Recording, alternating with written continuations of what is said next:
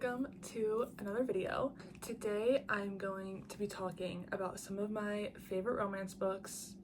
Like, these are the top tier romance books that I love and cherish and will literally recommend to anybody.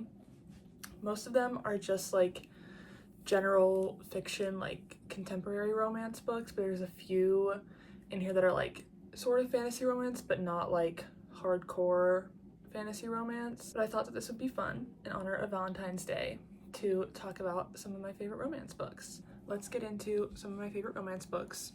I have my list here on my laptop with a few notes so I don't like ramble. Of course I'm probably still gonna ramble, honestly, but I'll do my best. And these are not really in any order from like favorite to least favorite. This is just like a comprehensive list of my top contenders, my top favorite romance books.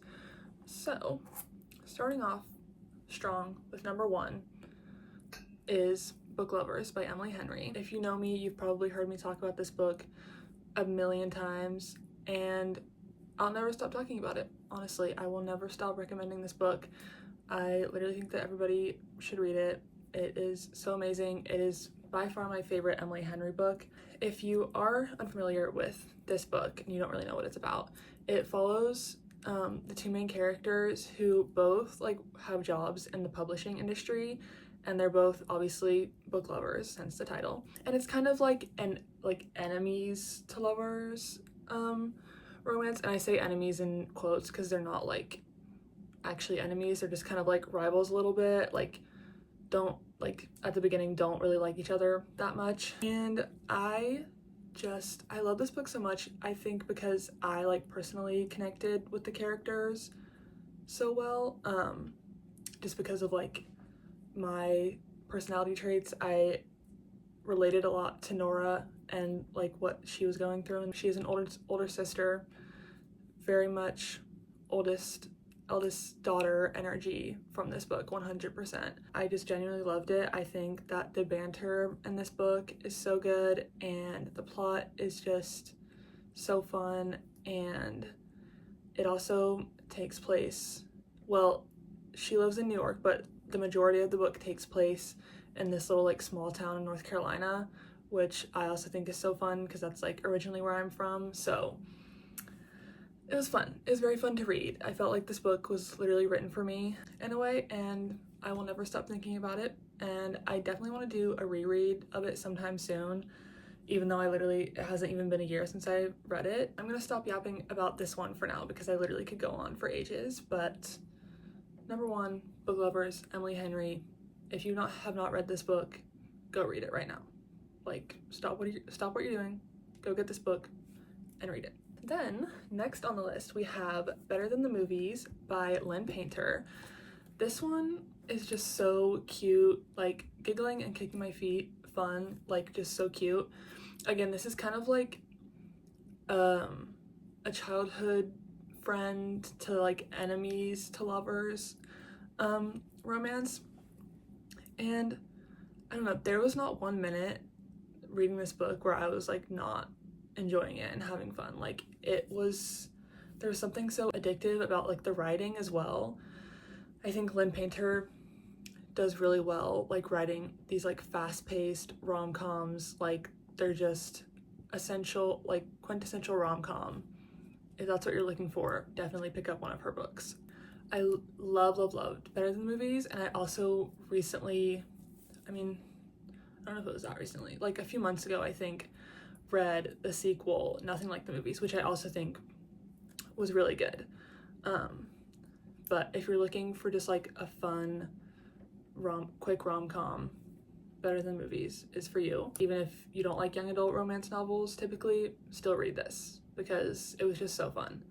And this is definitely one that I would recommend to anybody. I think it's a great place to start if you're getting into the genre or just looking for something quick and fun to read. That's all I have to say about this one, really. Highly recommend. The next one on my list is Love in Other Words by Christina Lauren. This book was the first ever like romance book that I read, like strictly romance. I had read, I think, like ACOTAR before this, honestly. I think, did I even, was that, I don't know, that may have been actually after, I don't really remember. But this was like the first like contemporary romance, like literary fiction kind of vibe book that I read. It was like maybe like my junior year of high school or something, I think, and I absolutely ate this book up.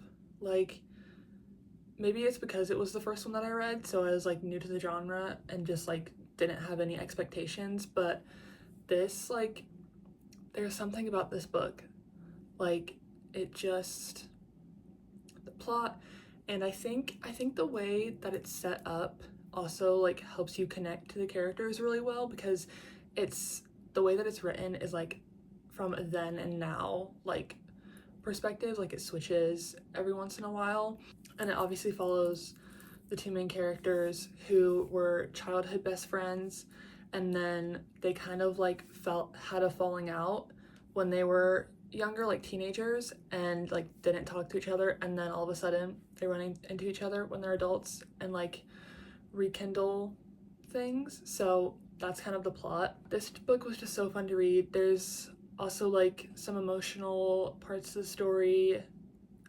pertaining like the main female character and what she's going through, which again I think really helps you like connect better to the characters as a reader. And I don't know, like this book made me love friends to lovers as a trope. Like there's just something about it. Maybe I'm just a little bit biased because this was like the first romance book that I ever read. This is a classic. Christina Lauren. I don't think I've actually read any other books since then, but fake fan. I just adore this book. I think about it all the time, honestly. Moving on to a little bit of a different vibe with this one is Alone with You in the Ether by Olivia Blake. This book, I think about this book all the time too, honestly. This book has really beautiful writing.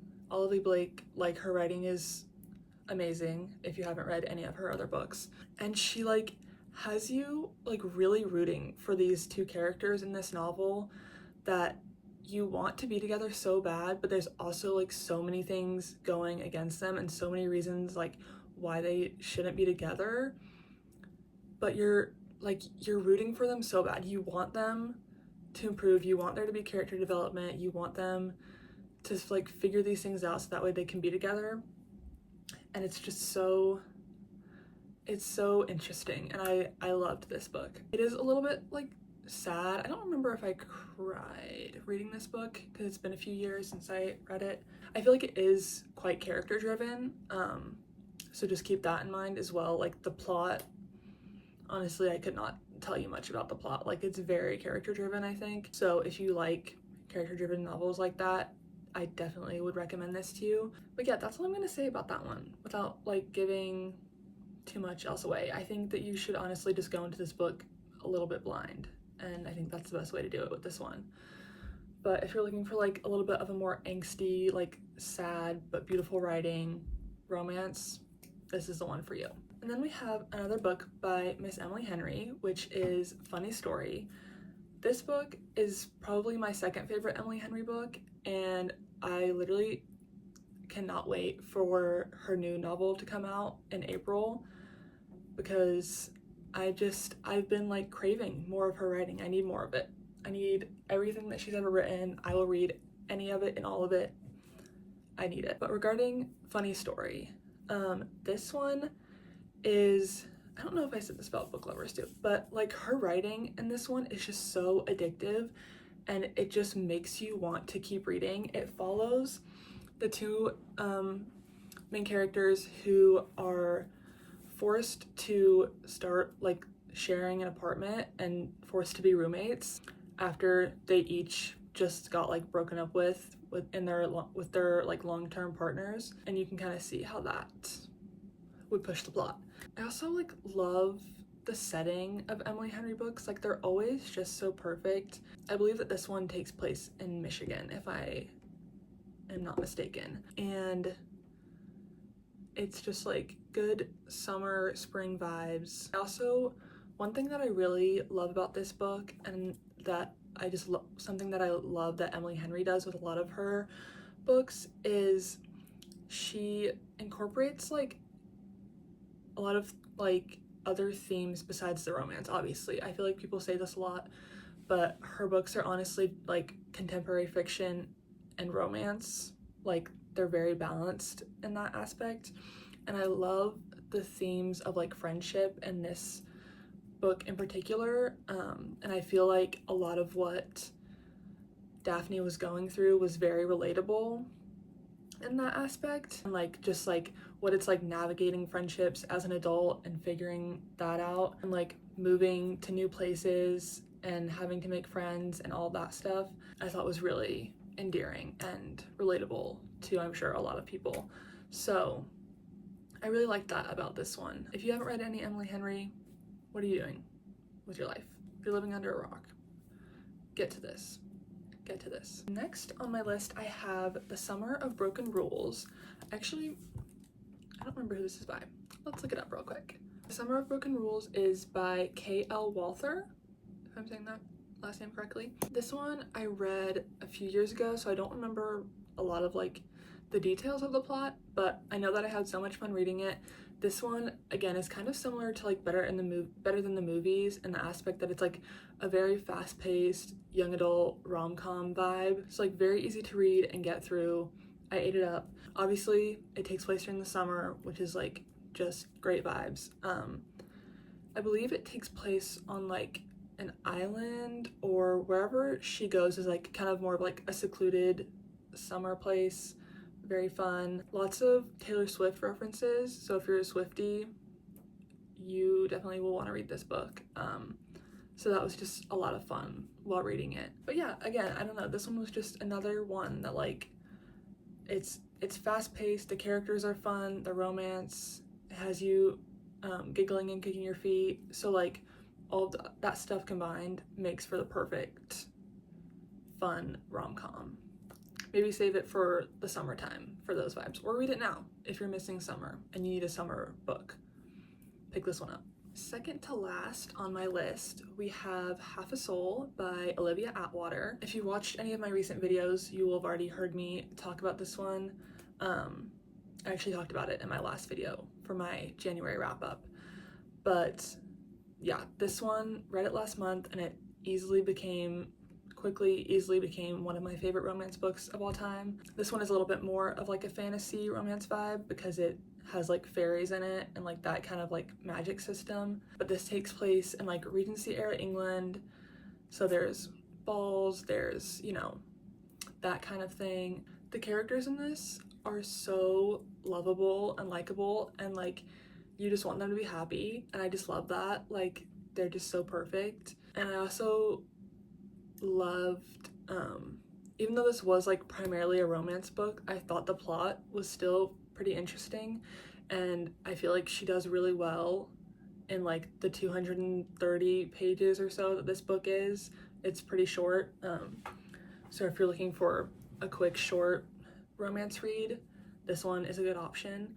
But yeah, I literally just love this book so much, and I definitely want to read her other like Regency fairy tales that she has out. If you want to hear me go more in depth about my thoughts on this one, then I would suggest watching my last video. Last but not least, we have another like more like fantasy romance, a little bit of magic and that fun stuff added into this. We have Divine Rivals by Rebecca Ross. I read this about a year ago, I think, like almost exactly a year ago, I think, if I'm remembering correctly. But this one, I read both of the books like one after the other, and it like easily became one of my new favorites. The writing in this is beautiful. I'm a sucker for like beautiful writing and beautiful prose and like quotable moments. I love it. I'm just like, I don't know, something about it. I just love when authors can have beautiful writing like that, but not make it feel like out of place, if that makes sense. Like it never felt like that with this book. It felt natural, and I felt like it added to the story. I really enjoyed the plot of this one. Again, I think this one does a really good job. I mean, it's like definitely a romance, but the plot is still interesting and it keeps you intrigued and wanting to like keep reading and learn more. I think it did really good in that aspect. I did really like the magic system, and I've heard a lot of people say the same thing, but I wish that we got like a little bit more of it. Like we learn about these gods that have power in this world, but it doesn't go like super like a lot much deeper into it than that, which granted it makes sense because it's a romance, it's like primarily a romance novel. But yeah, I just love the two main characters in this so much. Roman and Iris, like they're just so perfect together. And this one is also like a bit of like a rivals to lovers trope, so love that. There's just something about this world and the characters and the writing and the way that they fall in love is just so, it was so like atmospheric. I don't know, it was a vibe. I loved it. A vibe that like I haven't really gotten with any other romance books. These two characters, if you know the cover that Hosier did of that one like Arctic Monkey song where he's like crawling back to you, that song, but the Hosier cover, that's them. That is them in this book. That describes this book. So if that interests you, if that intrigues you, if you like that song, read this book. That is the last one on the list, so that concludes my favorite romance reads. If you've read any of these, let me know. I would love to discuss them. If not, I highly recommend reading any of these. These are all of my like top tier favorite romance books. If you have any recommendations for me, comment them down below. Would love to hear them as well. But yeah, that is all I have for you guys today. Happy Valentine's Day, because that will be when I am posting this. It is currently the Thursday before, and I put on this cute sweater just to film this video, even though I'm probably gonna actually wear it tomorrow and take it off right after I'm done filming this, but that's fine. Nobody needs to know. I hope you enjoyed. I hope you got some recommendations from this video. Get in the romance mood this February. If you liked this video, please like, comment, subscribe. Any of those things would be greatly appreciated. I will see you guys next week for another video.